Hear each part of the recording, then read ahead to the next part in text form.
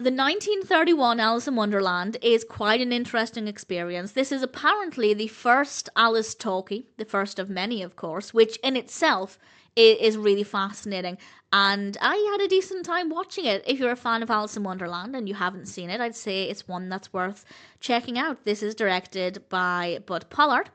It's written by Johnny Goodson and Ashley Ayer Miller, based of course on the story by Lewis Carroll, with a cast including Ruth Gilbert as Alice. We also have Ralph Hertz, Mabel Wright, Lillian Ardell, Tom Corliss, and various others. And of course we have recognisable characters there. We have the White Rabbit, the March Hare, the Mad Hatter, the Cheshire Cat. It is very recognisable. It is a decent adaptation of Lewis Carroll's Alice in Wonderland.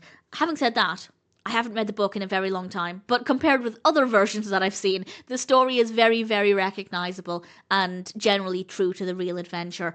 And the characters are well written, the performances are good, but they're very over the top. In a way, this feels more like a filmed stage show, particularly with some of the set designs as well. A lot of the set designs feel like they've been lifted from a stage show, and a lot of the costumes as well. A lot of the costumes do look like they've come from a stage show, which they may well have done. I have no reason to believe that's the case, but certainly with some of the costumes, maybe not all of them, but some of them do look more like stage costumes. And a lot of the performances, particularly with Alice's facial expressions, they're very over-exaggerated in a way that would be required of a stage performance. But when you have camera close-ups, that's not really necessary. So that's not a criticism. I just find it to be really interesting. And obviously, this is not that uncommon for older films, particularly as a lot of the time stage actors are transitioning to film or they have stage training.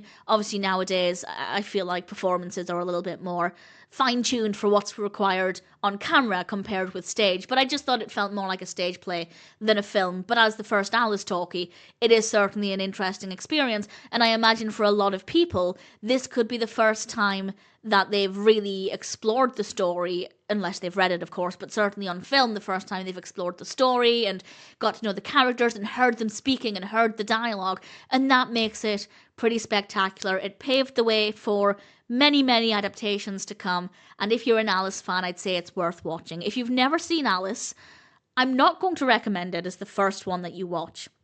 Not because the story isn't well handled, but because, as I said, it does feel more like a stage show than a film. So if you're looking for a feature film, it wouldn't be my top recommendation. But if you don't mind that aspect, if you don't mind that the sets are maybe a little bit rougher, the costumes aren't the best, and some of the performances are a little exaggerated, then give it a go. But certainly if you're an existing Alice fan, then of course I recommend it. It is a fun way to explore the story. The fact that it was the first Alice talkie just makes it a little bit more special, and ultimately I really enjoyed the experience.